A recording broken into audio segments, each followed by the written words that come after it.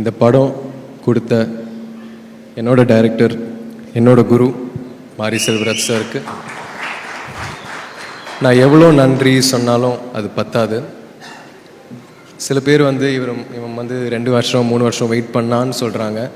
ஆனால் நான் சாருக்காக 10 வருஷம் 20 வருஷம் கூட நான் வெயிட் பண்ணியிருப்பேன்.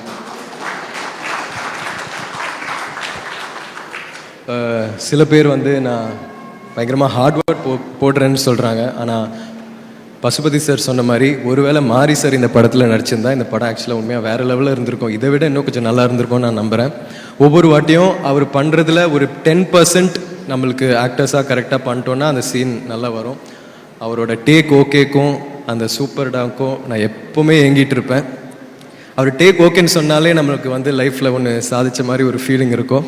ஸோ மாரி சார், நீங்கள் போட்ட எஃபர்ட்காகவும் நீங்கள் எனக்கு இந்த படம் கொடுத்ததுக்காகவும் ரொம்ப ரொம்ப நன்றி சார்.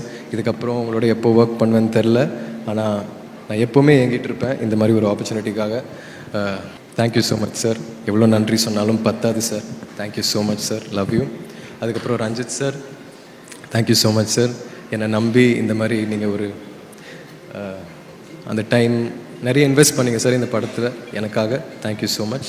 இன்னொரு விஷயம், எனக்காக கூட இந்த படம் ஒரு ஹிட் ஆகணும்னு நான் ஆசைப்படல. ஆனால் என் டைரக்டர் போட்ட எஃபர்ட்காக இது கண்டிப்பாக ஒரு பெரிய வெற்றி அடையணும்னு நான் ஆசைப்பட்றேன். ஏன்னா அவர் வந்து ஒரு நார்மலான ஒரு டைரக்டர் கிடையாது. சினிமா மேலே ஒரு பைத்தியமும் ஒரு பயங்கர வெறி உள்ள ஒரு டைரக்டர். ஸோ அவருக்காக இந்த படம் வந்து ஒரு பெரிய வெற்றி அடையணும். Thank you sir. தேங்க்யூ.